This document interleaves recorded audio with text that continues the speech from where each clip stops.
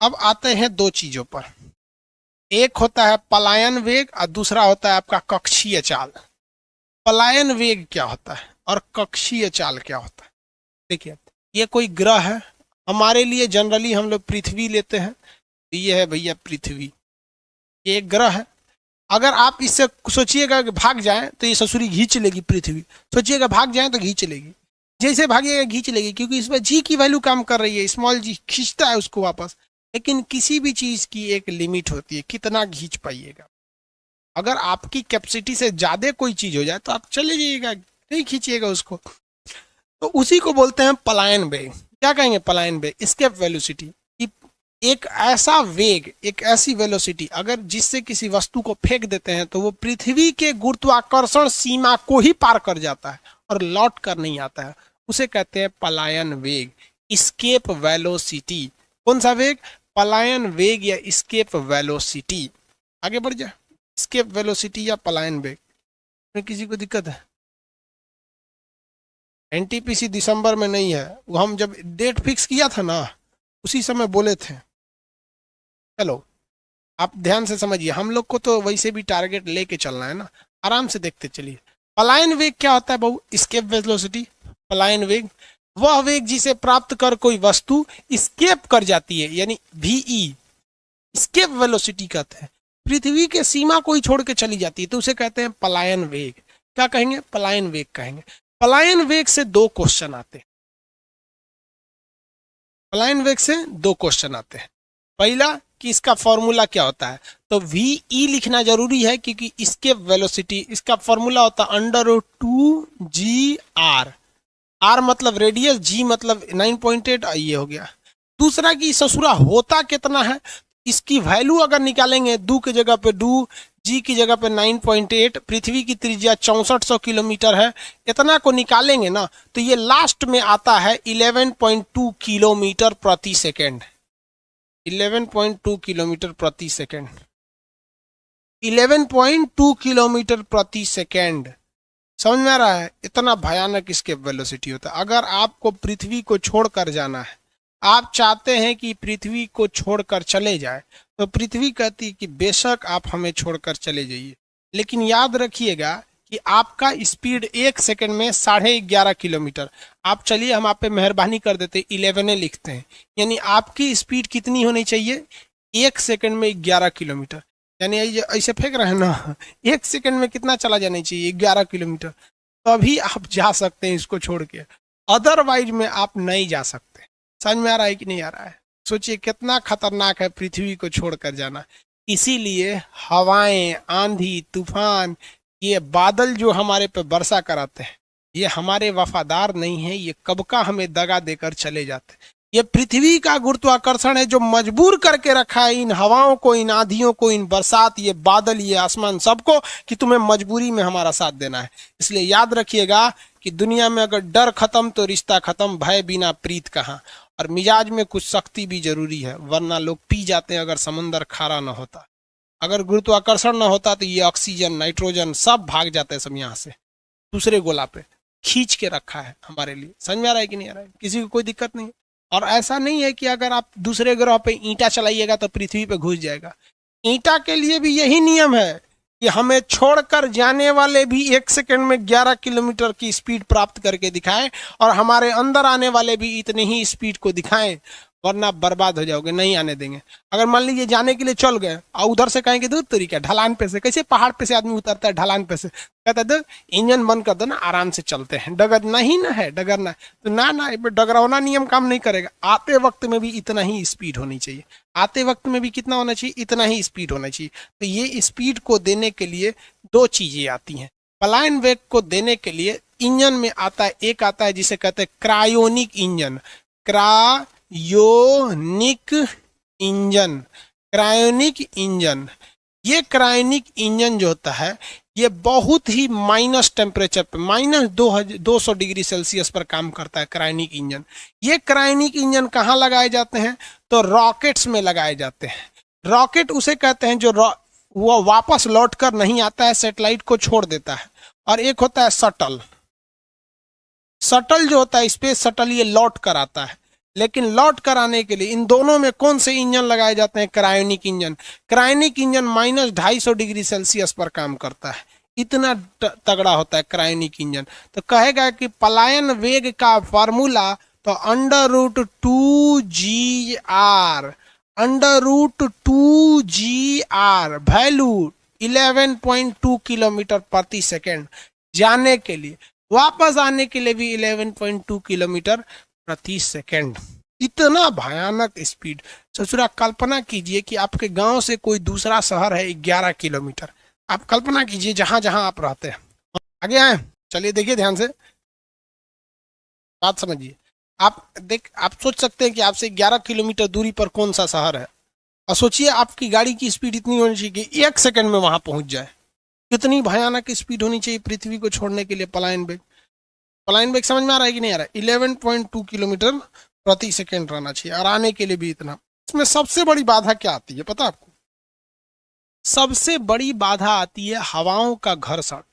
आप ट्रेन में या मोटरसाइकिल में या बहुत तेज गति से चलने वाली वाहन में आप केवल अपना मुंडिया बाहर निकालिएगा, इतना तेज हवाओं का रगड़ आएगा, इतना तेज आएगा कि आपका मुड़िया सचुरा लगेगा, उधिया जाएगा। इसीलिए जब कोई चीज 1 सेकंड में 11 किलोमीटर जाती है तो सबसे बड़ी समस्या इसमें देखने को मिलती है, वो होती है तापमान की। तापमान इसका हो जाता है 3000 डिग्री सेल्सियस। अगर कोई चीज इतना स्पीड से जाती है तो 3000 डिग्री सेल्सियस आ जाता है। इसलिए इसको बचना जरूरी होता है। इसके लिए इसके बाहर एक लेप लगाई जाती है जिसका नाम होता है कार्बन फाइबर। कार्बन फाइबर और होता है टाइटेनियम। कार्बन फाइबर या टाइटेनियम की एक परत चढ़ा दी जाती है। इंजन लगाया जाता है क्रायोनिक, जो इंजन इतना स्पीड दे सके, लेकिन इंजन के बाद भी उस ससुरा का टेम्परेचर हो जाता है रगड़ के कारण 3000 डिग्री सेल्सियस। इसको रोकने के लिए उसके बाहर कार्बन फाइबर और टाइटेनियम की एक परत लगा दी जाती है। ये परत उस घर्षण से उत्पन्न होने वाले टेम्परेचर को अंदर आने नहीं देता है। इसलिए अंदर का इंजन, अंदर के इंस्ट्रूमेंट्स, अंदर बैठे शटल में, रॉकेट में तो आदमी नहीं बैठता, आदमी बैठेगा शटल में, क्योंकि रॉकेट वापस से नहीं आता, बैठा के छोड़ दीजिएगा ऊपर रह जाएगा। तो अंदर बैठे रॉकेट या शटल की चीज सुरक्षित रहते हैं। कल्पना चावला के साथ मामला हो गया गड़बड़। कल्पना चावला का जब रॉकेट ऊपर गया था तो रॉकेट जैसे लॉन्च किया था ना, तो उसी वक्त उसमें एक स्क्रैच आ गया था, लड़ गया था। उसका एक पार्ट टूट के नीचे गिरा और लड़ गया, स्क्रैच आ गया था। तो जो कल्पना चावला का जो शटल था, स्पेस शटल अपोलो मिशन, उसका जो बाहर का कार्बन फाइबर या टाइटेनियम था वो हल्का स्क्रैच आ गया। तो स्क्रैच आने से उसमें दरार पड़ गया। वो कैसे भी तो पृथ्वी के जाने वाले चीज को तो पार कर गया, लेकिन जब री एंट्री किया ना, तो री एंट्री के समय वो झेल नहीं पाया। मान लीजिए कहीं कहीं कट गया तो झेल ले, 2 दिन बाद थोड़े ना झेला पाता। वापस आते समय वो हल्का सा एरिया कटा था, बहुत ज्यादा नहीं, इतना एरिया कटा हुआ था, लेकिन उसी एरिया का टेम्परेचर 3000 डिग्री हो गया, बाकी सही रहा था। वो एरिया गल गया, और गलने के बाद वहीं से क्या हो गया, ब्लास्ट कर गया, और कल्पना चावला के शरीर के चिथड़े उड़ के चले आए। यहाँ पर जाने में थोड़ी सी गलती की गई थी। 1.5 महीना लगा था इसकी जांच करने के लिए। बाद में जब वीडियो रिकॉर्डिंग आया तब सामने आया था कि जैसे जा रहा था तो इसका एक पार्ट नीचे, मतलब ना वहां पर स्क्रैच आ रहे हैं। ये हो गया आपका पलायन वेग। पलायन वेग समझ में आ रहा है कि नहीं? अब एक बात बताइए, अगर किसी चीज की त्रिज्या बढ़ाइएगा तो पलायन वेग बढ़ेगा कि नहीं बढ़ेगा? जेन्युइन है भैया, पलायन वेग बढ़ेगा। बबुआ त्रिज्या बढ़ाएंगे तो पलायन वेग बढ़ जाएगा, और त्रिज्या घटाएंगे तो पलायन वेग घट जाएगा। आपको भी पता है कि सबसे बड़ा ग्रह कौन सा है? आंसर देंगे तो सबसे बड़ा ग्रह बताइए कौन सा है? सबसे बड़ा ग्रह का नाम बता भाई। बृहस्पति। वेरी गुड, बृहस्पति है ग्रह, बृहस्पति। उस पर पलायन वेग 59 किलोमीटर पर सेकेंड है। उसको छोड़ना है तो और भयानक भागना पड़ेगा, 59 किलोमीटर प्रति सेकेंड, और उतरना भी है तो उतने ही। इसलिए कोई बृहस्पति पे जाता ही नहीं है। चंद्रमा पर पूछता है कि चंद्रमा पर पलायन वेग कितना होगा, तो आप बताइए चंद्रमा का रेडियस कम है या नहीं है? चंद्रमा का रेडियस कम है कि नहीं है? चंद्रमा का रेडियस जी कम है, तो चंद्रमा पर पलायन वेग 2.3 होता है। चंद्रमा पर पलायन वेग कितना होता है? 2.3। किसी को कोई दिक्कत नहीं है? चंद्रमा पर पलायन वेग कितना होता है? 2.3, यहाँ चंद्रमा मून का लिख देते हैं, मून का 2.35 किलोमीटर प्रति सेकंड। सब कुछ यहाँ किलोमीटर प्रति सेकंड होता है, मीटर पर सेकंड में कुछ नहीं है। यहाँ मीटर पर सेकंड का कोई बात नहीं है, यहाँ किलोमीटर पर सेकंड। किसी को कोई दिक्कत नहीं है पलायन वेग में। पलायन वेग समझ में आ गया। एस्केप वेलोसिटी क्या होता है, आगे बढ़ जाए। चलिए, हाँ वही कुछ लोग कर नहीं सर, पृथ्वी पर 2.4 होता है। अरे भाई वही है, 2.35 का मतलब कौन सी हुआ, हो गया, बढ़ा दीजिए इसको 4। आगे देखिए, ये है कोई ग्रह, मान के चलिए पृथ्वी है। यहां से हम किसी वस्तु को पलायन करा दिए, पलायन मतलब स्केप करा दिए, ऐसे स्केप करा दिए, तो स्केप वेलोसिटी से कराए होंगे VE से, लेकिन हम चाहते हैं कि अब ये इसका चक्कर लगाए, चक्कर लगाए। आप में से कितने लोग बता सकते हैं कि किसी चीज का चक्कर लगाने के लिए कौन से वेलोसिटी की जरूरत होती है, कौन से वेग की जरूरत होती है? आंसर देंगे लोग, कितने लोग बता सकते हैं? क्योंकि हम ये आपको एक बार बता चुके हैं। ये बताइए, इसको कहते हैं कक्षीय चाल, ऑर्बिटल वेलोसिटी, लेकिन हम इसको आप पहले ही बता चुके हैं। इसका फॉर्मूला बताइए, कौन से चाल की जरूरत होती है? नाम भी बता दीजिए, फॉर्मूला छोड़िए, कि एक पूरा चक्कर लगाने के लिए कौन से चाल की जरूरत होती है। आंसर देंगे? Answer, very good, critical velocity, very good. हम ये पढ़ा दिए बाबू, क्रिटिकल वेलोसिटी पढ़ा दिए ना। अरे ऑर्बिटल ये रट्टा मारने वाला है, क्रिटिकल। अरे क्रांतिक वेग चाहिए बोकलो। आप बोले थे मौत के कुआं में कैसे घूम जाता है बिना गिर ले, बिना गिरे घूम जाता है मौत के कुआं में। किसमें? मौत के कुआं में। तो भैया मौत के कुआं की तरह ही तो है ये उपग्रह, अगर कम करेगा तो धाए दे पृथ्वी पे गिर जाएगा। तो इसको क्या चाहिए? क्रिटिकल वेलोसिटी चाहिए। तो किसी सैटेलाइट को उड़ाने के लिए, किसी भी सैटेलाइट को उड़ाने के लिए कौन सा वेलोसिटी चाहिए? तो चाहिए पलायन वेग। लेकिन घुमाने के लिए क्रिटिकल वेलोसिटी, क्रिटिकल वेलोसिटी। उसके ये पृथ्वी है, ठीक है, यहां से स्केप करा दिए हम VE से, लेकिन घुमा देंगे हम क्रिटिकल वेलोसिटी से। घुमाने के लिए क्रिटिकल वेलोसिटी, क्रिटिकल वेलोसिटी की अंडर रूट क्या होता है?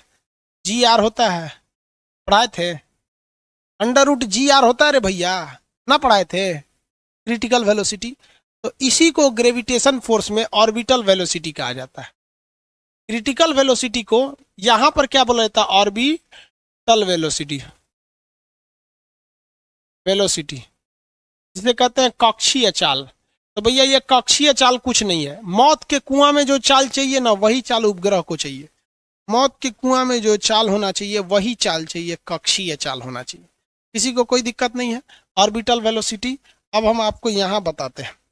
बताइए भैया, स्केप वेलोसिटी यानी पलायन करने के लिए कितना चाहिए? पलायन करने के लिए कितना चाहिए? पलायन, पलायन मतलब क्या होता है? स्केप वेलोसिटी कितना चाहिए? अंडर रूट 2GR, यही ना। जबकि घूर्णन करने के लिए कितना चाहिए? कक्षीय चाल कितना चाहिए? कक्षीय चाल यानी ऑर्बिटल वेलोसिटी VO लिख देते हैं। ये अंडर रूट GR, यही ना है, under root GR, under root GR। एक बात हम आपसे पूछते हैं, देखिए यहां देखिए, पलायन वेग VE इज इक्वल टू, पलायन वेग VE इज इक्वल टू कितना होता है? हम ऐसे लिख सकते हैं,